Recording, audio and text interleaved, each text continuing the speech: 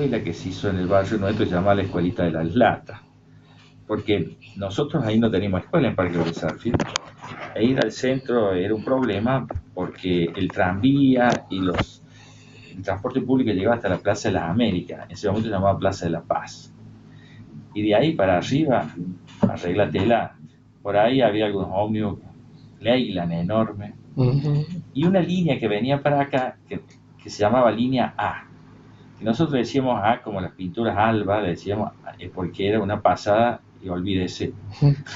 O sea, el ómnibus pasaba casualmente con ninguna regularidad ni nada. Y vivíamos los problemas que tiene todavía hoy día Córdoba, esto de que uno puede tener el ómnibus en la esquina de su casa, pero si viene lleno ya de otro lado, directamente pasa y no lo levanta. Pero con esas maderas en ese entonces de las Kaiser, y unos barracas que eran de la aeronáutica, que eran como chapa de zinc, se hizo la escuela. Por eso digo que mi primaria le hice en la Escuelita de las Latas, y en donde acá la Kaiser nos donó las maderas que le sobraban de lo que venía embalado para los autos, y con eso se tapizó así todo el borde de madera para que no fuera solamente la chapa de zinc en contacto con los alumnos, claro, para que no sea tan frío. Así que uno anduvo por toda esta zona que siempre estaba lleno de mariposas, de pajaritos, que eso es una cosa que uno extraña. En otros días, el centro vecinal, el barrio Parque de Sarfield, nos juntamos de algunos años del barrio, ¿no? Y uno dice que en realidad las cosas que uno más añora es que se perdieron algunos pájaros, se perdieron las flores, por ejemplo, no sé, yo recordaré, Emilio, la campanita, esa flor típica que se enredadera. Bueno, en mi barrio había campanitas azules, rojas, amarillas, y ahora algunos pocos lugares quedan eso. Lo mismo que la florcita amarilla chiquitita, esa que se... La retama. Sí, no, y la que está a nivel del pasto, por ejemplo. Sí, y después las anaranjadas, que después se transforman en el amor seco, que es un peligro porque se te llena de... Es como una pequeña plaga. Sí, pero esas plantitas le daban color a todo eso, ¿no? Una vida. Y acá estaba lleno no solamente de gorriones, sino de otro tipo de pájaros muy lindos, jilgueros, por ejemplo. Era muy común que acá hubiera muchísimos jilgueros por esta zona. Así que uno vivió una infancia linda con mucha gente de diversos lados. La escuela nuestra fue una escuela muy integradora porque venían gente casualmente de esta zona, como de Barrio Suárez, Bella Vista. Infancia en la zona, le digo, que se aproximaba mucho más casi una vida de campo, porque Córdoba terminaba prácticamente en la Plaza de las Américas. Después venía la ciudad universitaria, estoy hablando del año 1950, ¿no? El hogar escuela, yo nací en el 51, e incluso fíjese que ahí terminaba el borde de la ciudad. Por eso decía que la Plaza de las Américas siempre tiene 2 grados más que cuando uno ya llega arriba, porque de ahí para acá empieza a ser más fresco, ¿no? Más fresco, sí, es cierto. Sí. ¿Por qué se decidió por la abogacía? Bueno, desde chico siempre eso me convocó, porque me interesaba defender derechos, y además el único abuelo que yo conocí vivo, porque yo tuve el abuelo Julio, mi nombre es el nombre de los 2 abuelos. El primer nombre y el último es de mi abuelo materno, Miguel Villafañe, hijo de mi abuelo paterno. A Julio Rodríguez no lo llegué a conocer, murió 2 años antes que yo naciera, aunque siempre lo he tenido muy en cuenta. Por eso tal vez han sido mis 2 vocaciones. Y mi abuelo Miguel Villafañe, él se jubiló como inspector general de escuelas. Y cuando se jubiló, él siempre su anhelo había sido estudiar Derecho, y empezó a estudiar Derecho. A los 65 años empezó a estudiar Derecho. Y le fue muy bien, pero él tenía en los ojos glaucoma, y el oculista dijo: mire, usted va a ser un abogado ciego, no tiene sentido. Entonces, medio por presión de las hijas, dejó la carrera. Pero en ese entonces yo tenía 13, 14 años, y yo le quería tanto a mi abuelo, entonces 1 o 2 veces por la semana yo iba, él me hacía que le leyera los temas de derecho y me los explicaba. Así que yo empecé a mamar el derecho de los 12, 13 años. Él empezó a agarrar el gustito, vos sabés decir. Claro, además, para seguir lo que mi abuelo no pudo concretar. Y mi otro abuelo, a quien ya te dije, no, lo que era periodista, fue la primera secretaria, miembro de la secretaría de la redacción de La Voz del Interior. Hacia toda su vida tuvo la pasión por el periodismo y bueno, la vida ha querido que yo haya podido hacer mi profesión central, la abogacía, pero también llevar adelante parte de lo que es lo hermoso del periodismo. Claro. ¿Cómo fue su tiempo como juez de la nación? Fue un desafío. Acuérdense que yo asumí en junio de 1984, cuando la democracia se empezaba a transitar. Había empezado, acuérdense, el 10 de diciembre de 1983, con un gran desafío. Había que hacer que el Estado de Derecho, desde la ley, desde la Constitución, sea el que rija, no el autoritarismo y las decisiones sin consenso. Y a su vez me tocó la etapa de investigar las graves violaciones de derechos humanos, incluso hasta la posibilidad de detener un criminal nazi, ¿no? Que vivía en Córdoba, en la zona de la sierra.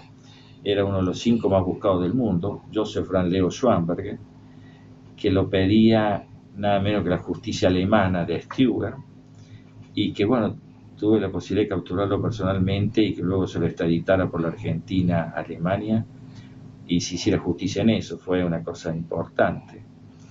Y bueno, muchas otras cosas de la justicia que me gustaron mucho porque yo quería por vocación, pero casualmente por esa misma vocación, cuando en el año 1989 Menem saca el indulto y significaba que los genocidas quedaban sin ningún tipo de sanción y desde la impunidad, consideré que no podía seguir en ese poder judicial. De allí es que dije que me iba porque la justicia parecía como impiadosa con los débiles y genuflexa con los poderosos. Claro. Por eso renuncié a mi cargo de juez. A su cargo. ¿Cómo fue la defensa con la radio La Ranchada y bueno, y con otros medios de comunicación? Y ahí empezó un poco, puede ser, la defensa de la parte de difusión. Eso es interesante tu pregunta, Emilio. Cuando yo dejo de ser juez, una cosa que tenía en claro es que no hay posibilidad de consolidar una democracia si no hay una radiodifusión para la democracia plural, integradora, democrática. Y en ese entonces regía la ley de la época de la dictadura, la 22285, que entre otras cosas no permitía que las entidades sin fines de lucro sean titulares de licencia.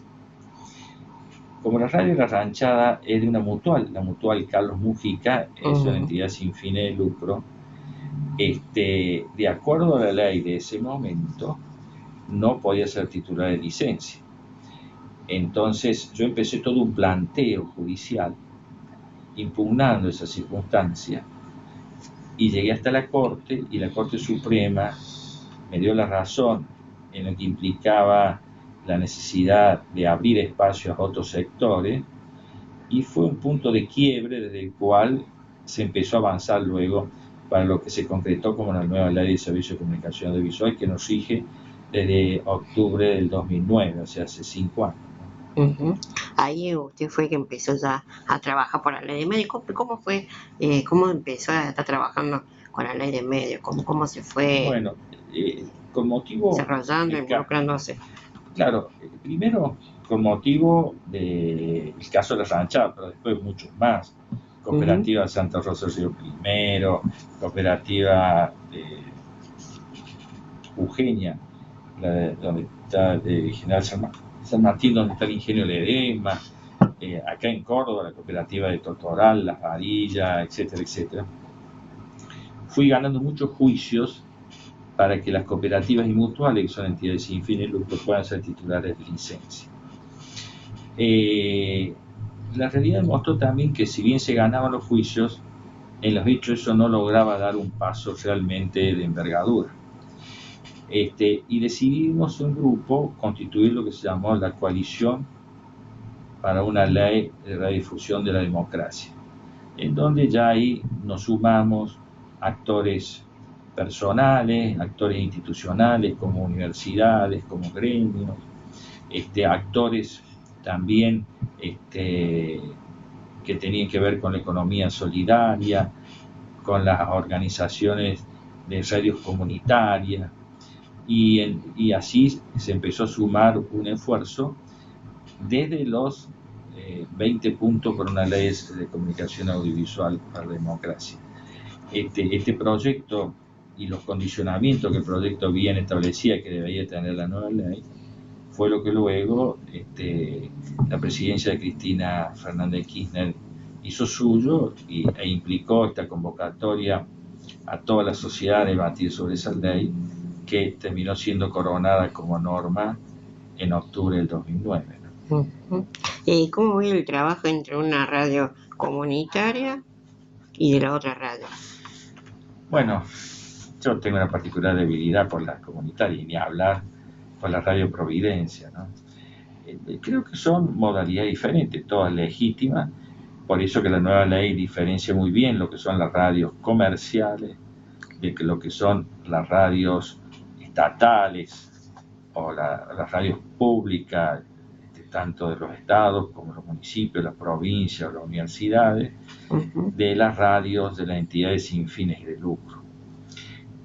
Cada una tiene su razón de ser y su presencia en la sociedad, ¿no? Creo que las radios sin fines de lucro hace tiempo han estado bastante no tenidas en cuenta, y ha sido gracias a la pertinencia y a la lucha en esto que se las ha ido reconociendo, aun cuando todavía no hemos logrado todo lo que hubiéramos deseado. Por ejemplo, no puede ser que tanto FM Sur como la Radio La Ranchada todavía tengamos PPP, que se llama Permiso Precario Provisorio.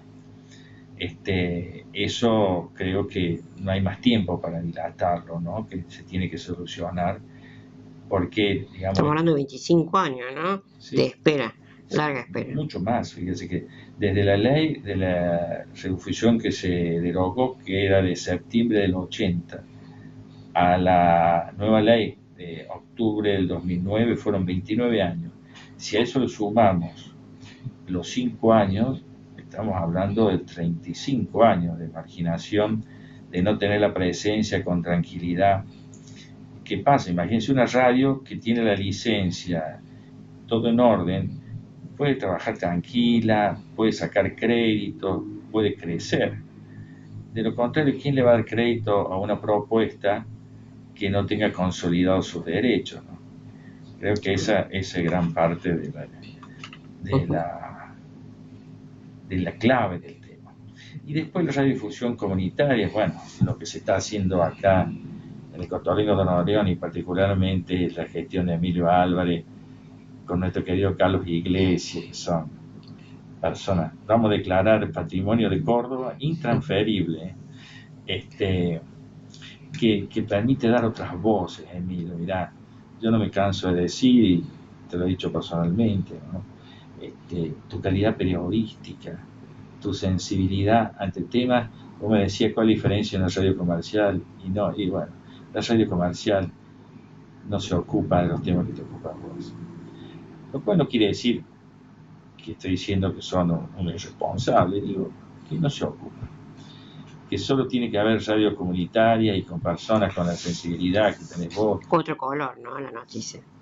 Y con la capacidad, porque acá no estamos hablando de un periodismo al cual le queremos poner contenido lacrimógeno y decir, no, estamos hablando de un periodismo de deporte que se juegan con todas las reglas de juego para personas con habilidades diferentes y a las cuales merecen todo el respeto, así como el gol de Messi, que se puede haber hecho después de unos 5 o 6 amagues y se tira al arco, que tiene el mismo mérito, como recién contabas, Emilio, de este muchacho que es cordobés, que juega al fútbol con una... Sí, Juan Sosa. Juan Sosa, jugador de fútbol con puta.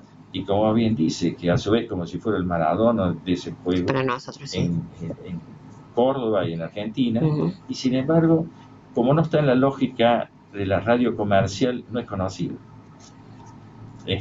Y si no hubiera espacio como los tuyos, tampoco nadie lo conocería, ¿no?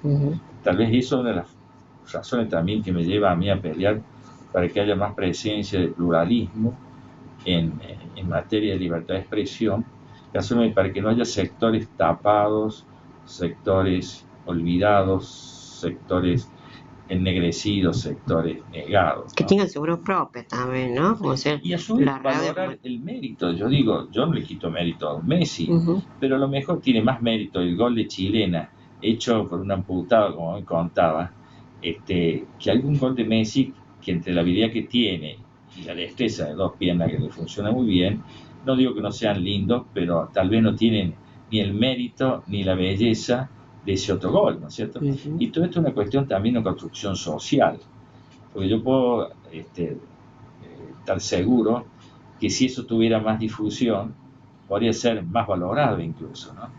Y bueno, tenemos que ir a esta sociedad inclusiva en donde no haya nada que quede fuera de la posibilidad casualmente de ser tenido en cuenta, ¿no? Bueno, nos vamos a una pausita musical. Ya volvemos, quedate ahí en Descubriendo Caminos. Ya regresamos por la 104.5. Aquí volvemos nuevamente con más Descubriendo Caminos. Ya vinimos del bloque musical y bueno, vienen unos mensajitos que nos dicen otro tema, hacia dirigido al doctor Rodríguez Villafañe, otro tema con el corte actual de la luz. ¿Qué acción se puede promover al defensor del pueblo colectivamente para proteger a los usuarios? Y casualmente lo dice muy bien. Creo que este es un caso típico para ir al defensor del pueblo, para exigir esto, no solamente que no se corte la luz, sino a su vez tener predecibilidad. Imagínense, si uno está previendo una carne, un helado o lo que fuera, no solamente lo grave que se corta la luz, sino que uno no sabe cuándo y por cuánto tiempo, ¿no? Creo que este es un tema que hay que encararlo, porque esto pasa en Córdoba siempre que llegan en temporada de verano. Es cierto que ahora hay mucho más requerimiento, porque antes el aire acondicionado era una excepción y ahora cada familia puede llegar a tener ya no uno, sino 3 o 4.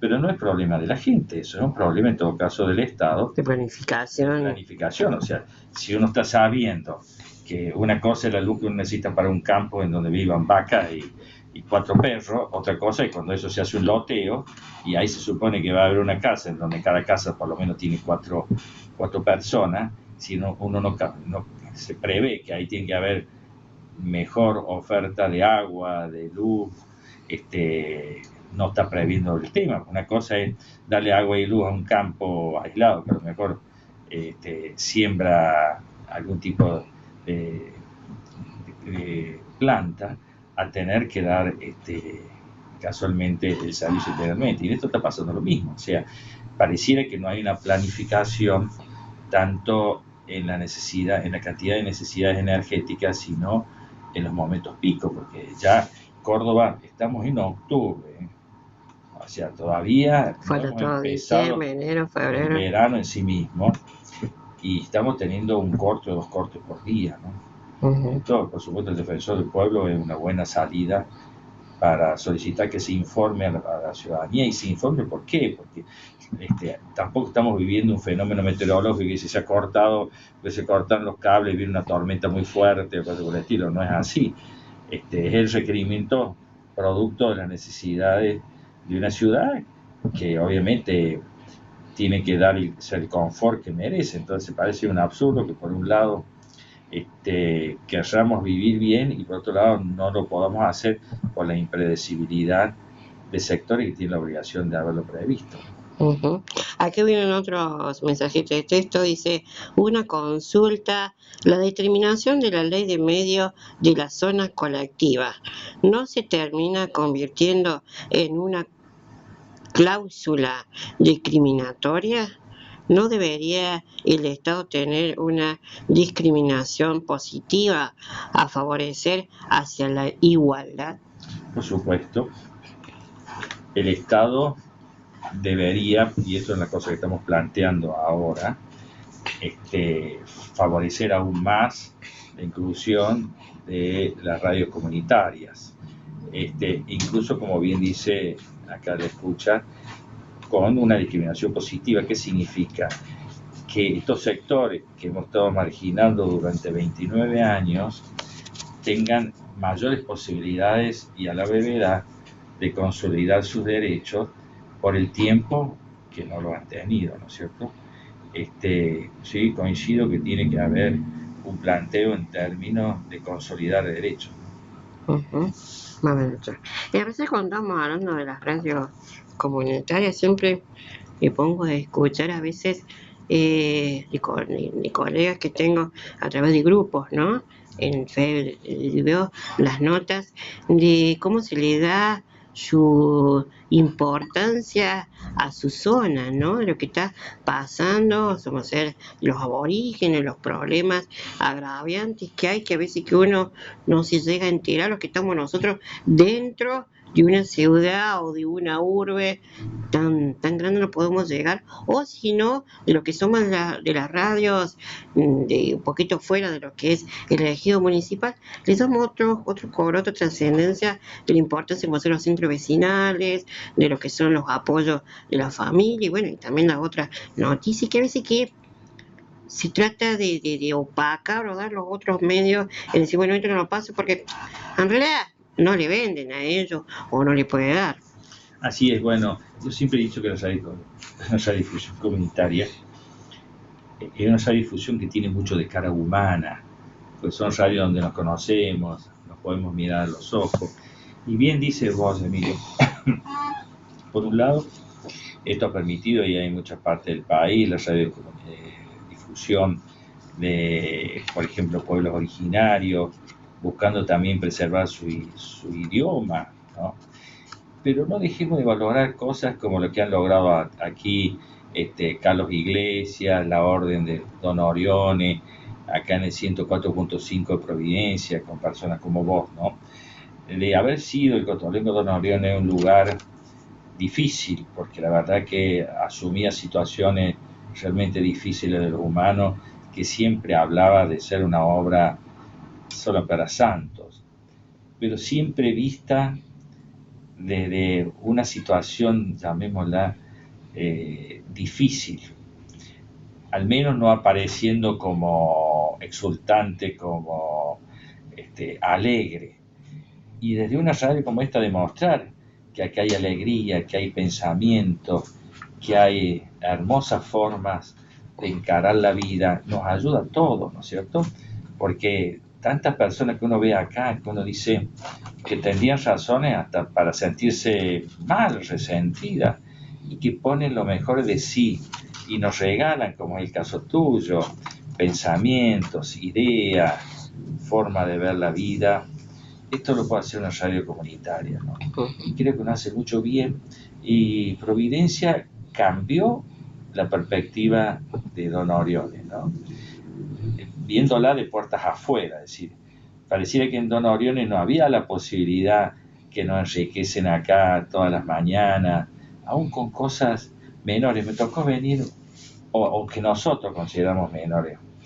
Me acuerdo, tuve una mañana aquí, no sé si estabas vos, Emilio, y una de las presentes acá dijo, hay que quererse más, por ejemplo. Escuchado así parecería una cosa, pero dije, no, qué importante que haya personas que en algún momento nos hagan reflexionar desde eso, ¿no? Y le digo, todas las mañanas, este es un ejemplo, es un canto a la vida, ¿no? Por eso le digo, Radio Providencia logró cambiar esta imagen de que el cotolengo también hay gente que se ríe, que también quiere la vida, que trabaja un montón de otras cosas. Bueno, yo mismo me he sorprendido acá, Emilio, no solamente lo que sabes vos en materia de deporte, sino de música de cuarteto, etcétera. Que bueno, esto habla para bien de todo lo que se puede dar desde acá y que eso tiene mucho que ver con una radio comunitaria, porque solo una radio comunitaria le da tiempo a eso, a escucharnos, a querernos, a entendernos, a dar voz a los que no tienen voz, que no es poca cosa, ¿no? Usted, lo que es la defensa del nuevo canal de aquí, de Córdoba, sí, ¿cómo lo vivió eso? ¿Cómo fue esa, y si sos pedido? Llegó un momento que se Bueno, llegaba a un fue un desafío. desafío. Un desafío porque había una tosudez ilegal de parte del grupo Cablevisión, que es el grupo Clarín, de no querer subir la señal de Cablevisión cuando lo tenía obligación por ley y por 3 sentencias judiciales. Y date cuenta que esto realmente uno se ponía a pensar, ¿cómo puede ser que un sistema de cable, que al tiempo que yo hice la ejecución, prefería dar 2 veces en su grilla CNN en español? Yo no digo que no den CNN en español, pero la den donde corresponda, en el lugar 74, pero la tenían en la señal 5 y 74, 2 veces. Preferían que 2 veces periodistas de la ciudad de Atlanta, Estados Unidos, nos contaran a nosotros qué es lo que está pasando, a no darnos un lugar a que los cordobeses, nada menos que a través de su universidad, que hace la esencia de la identidad cultural, porque Córdoba, si haya ido a la universidad o no, es tan importante la presencia de la universidad, al punto tal que por eso es patrimonio de la humanidad, que nos toca a todos, más de 400 años, y pensar que este ámbito, que es tan importante porque es un ámbito público, porque es un ámbito plural, porque es un ámbito de dinámica democrática, porque la autoridad se elige democráticamente, porque a su vez es un ámbito reflexivo, porque adentro se piensan las cosas, no se imponen, y a su vez una visión desde Córdoba. Y esto no es para caer en un fanatismo de cordobés, sino porque la noticia, y viendo a decir recién Emilio, tiene que ver de dónde se da también. Porque vos estás hablando de muchas cosas, pero le pones la cara y vos podés ir este sábado a cubrir un evento deportivo, pero vos estás acá, no es que lo estás transmitiendo a la distancia sin comprometerte con el lugar.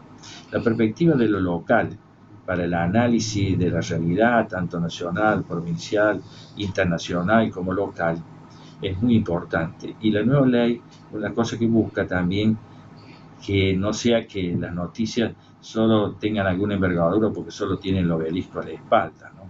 Que también podamos tener una presencia desde nuestro lugar para pensar, ver y sentir la realidad, ¿no?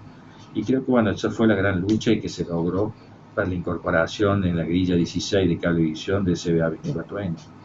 Igual que lo que estaba mirando, la ley de medios, tan una herramienta tan importante esto, que también marca lo que es la igualdad hacia todos, que también dicen que en una radio puede estar con una persona con una discapacidad, que antes quedábamos al margen de no poder estar defendiéndolo porque te decían, o sea, no había nada concreto y te decían no, no se puede. Claro. Y te decían directamente, te discriminaban, decir, no te lo decían, no, porque sos una discapacidad, pero te lo dejaban bien claro. Y entonces, esta cosita ley de media es una forma de defensión, ¿no es cierto? Que se puede estar, que está bien marcada sobre eso.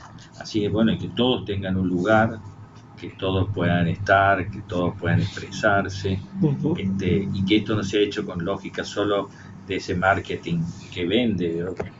Que solo tiene que ser determinado tipo de persona, con determinado color de pelo, etcétera.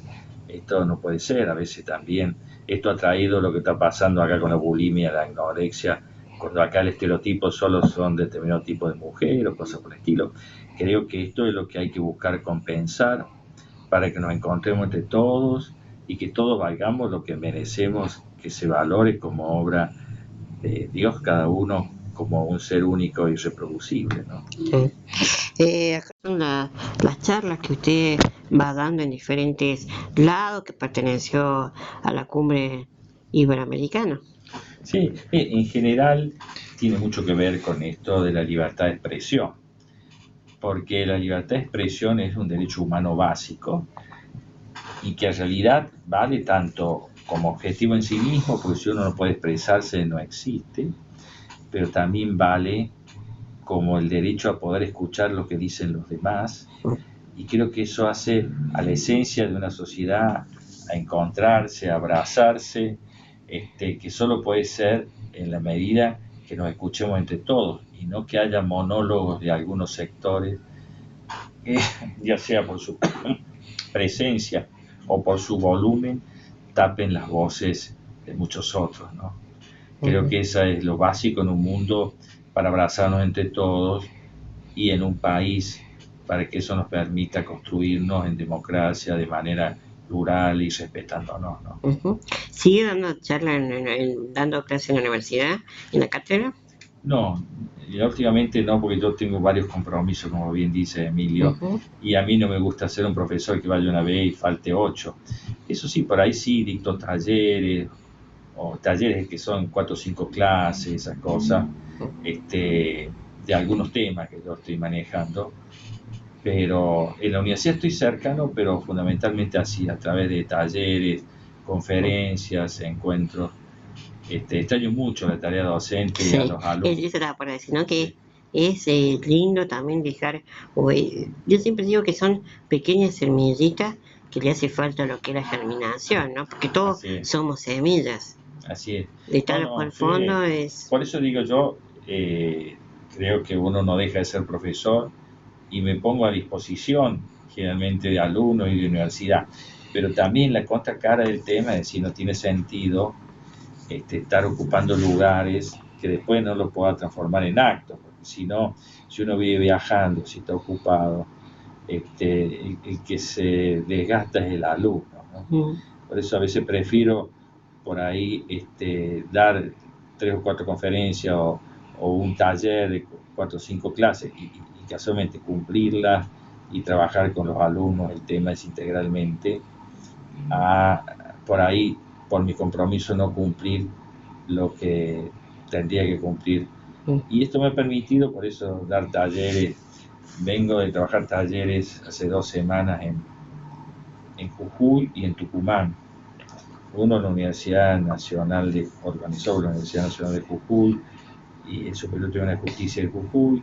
Después otro en la Facultad de Derecho de la Universidad de Tucumán, organizado también por el Foro del Periodismo Argentino.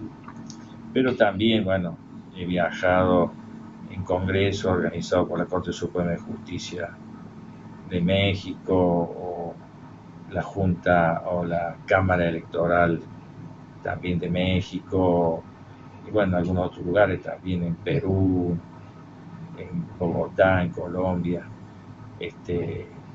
bueno, desarrollando toda esta temática. En muchos casos en los últimos tiempos, particularmente charlas a jueces y periodistas, ¿no? Para bueno. ver si se vuelve a hacer ese reencuentro entre... Y se hermandad, digamos, ¿no? que Y tiene que trabaja haber, paralelamente. exactamente, o sea, que a su vez es fundamental para la sociedad, ¿no?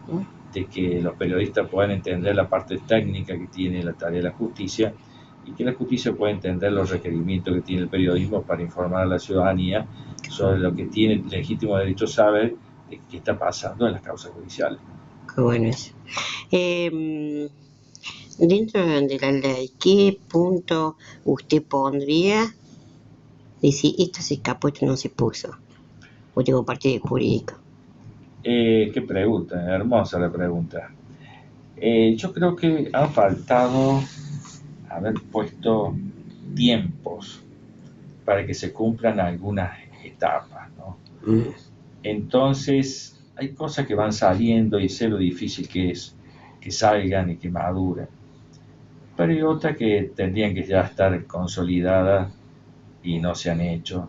Como el ejemplo que estaba diciendo, el caso de FM Sur con PPP, o sea, permiso precario provisorio, o la ranchada que le pasa más o menos lo mismo con permiso precario provisorio. Por eso este es un tema, yo en este tema uso un juego de palabras, ¿no? Yo decía que cuando antes de esta ley andaba por el mundo, en general, a las radios comunitarias querían que fueran de 3P: pocas, pobres y pequeñas. En una constante que lamentablemente se da particularmente en América Latina. Y yo decía que en Argentina este era más embromado porque nosotros acá, estoy hablando antes de la ley, teníamos que superar 12P. Lo que pasa es que esa superación a 12P, que lo ha permitido de lo legal la ley, todavía no se ha concretado. Pero cuando yo hablo de 12P en la Argentina, al movimiento de radio comunitaria se le exige que sea poco, pobre, pequeño, permiso precario provisorio, poca potencia para postergar propuestas populares. Esa es toda una definición, ¿no? De esas 12 P que nos duelen porque todavía siguen operando y que ojalá quedara como un mero juego de palabras con el tiempo y no como una realidad que todavía uno desea que se supere, ¿no? Que parece que no estamos en democracia, ¿no? Y no se respeta y te ponen esas 12 PPP, ¿no? Y como si diríamos, estamos en una dictadura y decir, bueno, podés por Claro, en esta zona o poner sí, tal nombre porque no así te es, corresponde. así es. No te corresponde. ¿Y cuál sería el sueño por seguir? Un sueño O que te gustaría. tanto. Fundamentalmente me gustaría una democracia consolidada, ¿no? Nosotros somos de la generación que sufrimos todos estos vaivenes y que peleamos mucho para que volviera la democracia, ¿no? Y uno está sintiendo la sensación que hay en la ciudadanía, una sensación de desesperanza ante la democracia. Y también uno nota una cierta irresponsabilidad de los responsables políticos ante ese tema, ¿no? Creo que nosotros tenemos que volver a convencer y convencernos de que la democracia es la salida más seria, más integradora de todo, y a su vez que tiene que haber ciertas reglas que todos respeten, ¿no? Así como cuando uno juega al fútbol, puede gustarle o no, pero los goles no se hacen con las manos, y el referí es el que decide si hay penal o no hay penal. A uno le preocupa algunas sensaciones de sectores que no quieren escuchar a nadie, u otros que dice cuando llega demuelo todo lo hecho, ¿no? Uno dice, no, creo que tenemos que hacer un pacto de democracia, que gane el que gane, se mantenga el que se mantenga, etcétera, haya cierta continuidad y no empezar como si fuera desde cero, ¿no? Pero a su vez en ello también con una vocación de esperanza, ¿no? De que esto aparezca casualmente cada día más como algo que no vale la pena pelear o defender. Creo que tenemos el derecho a dárnoslo nosotros mismos, de encontrar caminos de superación por sobre los caminos de odio. Esto de que se habla de que ahora se está buscando desbordes sociales, todo eso no creo que nos haga bien, ¿no? Creo que ese sería mi sueño. Muy lindo sueño. Ojalá que se pueda cumplir y poder apoyar para ese sueño. Gracias. Sería muy lindo. Bueno, nos vamos a una pausa musical, la segunda de esta número 27 edición de Descubriendo Camino. Ya volvemos, quédate ahí en más Descubriendo Camino por la 104.5.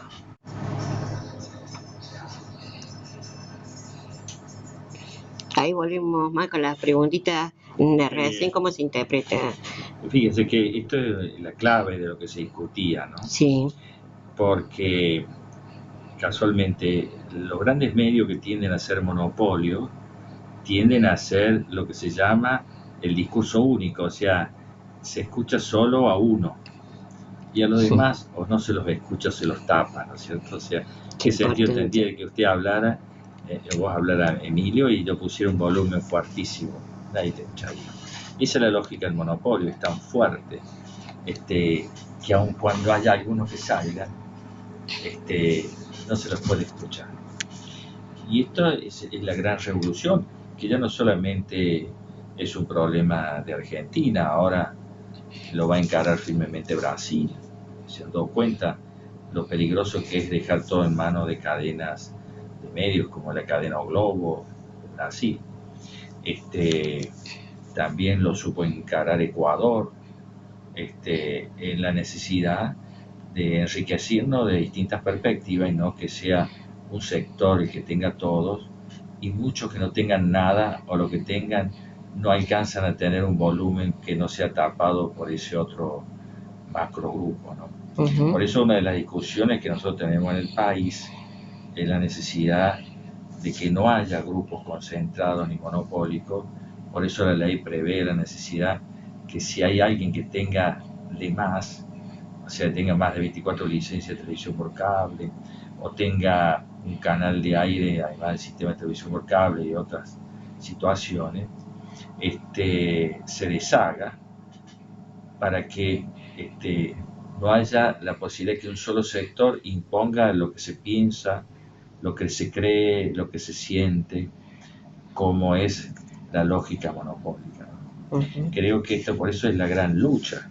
Y esto es una lucha que ha venido para quedarse, no hay que subestimarla porque está pasando en muchos ámbitos. Imagínense los grandes grupos ya norteamericanos en donde se juntan nada menos que Disneylandia o Walt Disney con el sistema de internet, con Hollywood, etcétera, uno le llegan a vender la conciencia, la forma de encarar la vida. Yo no digo que nos tenga que existir, no creo que tenga que existir. Es buena hora que haya, pero a veces hay mundos que no conocemos. Hace cuánto que no se ven películas que no sean norteamericanas. Y sin embargo, los otros días tuve la suerte de ver una que se llama Siete Cajas, paraguaya, muy buena.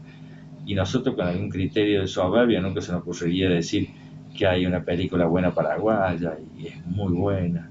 Hay una película colombiana, Los colores de la montaña, también muy buena, colombiana. Podemos dar un montón de ejemplos, ¿no?, de películas que realmente son muy buenas, pero si no están en el circuito de comercialización de determinados sectores. No sé si vos sabés, Emilio, que la industria del cine más importante del mundo es la hindú, y sin embargo son pocas las películas hindúes que nosotros logramos ver, son algunas excepciones, ¿no? Lo bravo de esto es que a su vez entonces nos generan un condicionamiento a pensar, a vivir y a creer lo que solo un sector piensa, vivir y siente, y esto no nos ayuda a tener otro enriquecimiento que nos merecemos, y por el contrario, a veces se nos imponen estereotipos.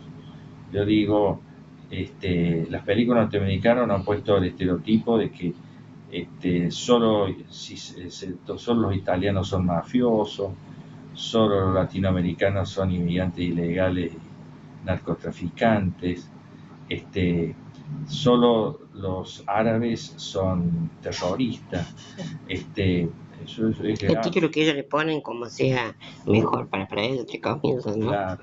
Por eso es bueno que nos volvamos a encontrar, como lo prevé la Ley de Servicios de Comunicación Audiovisuales, con producciones locales y propias, con producciones también latinoamericanas de cine. Que fue un tiempo, en la década del 70 al 80 y algo, 86, 87, que teníamos unos grandes actores argentinos con producción propia, nada de latado como viene ahora, o un montón de cosas, y se fue opacando todo eso en los tiempos del 90. Está creciendo ahora, coincido en los 90, está creciendo. Acá tenemos el fenómeno de la película Caravana, por ejemplo, muy buena, cordobesa.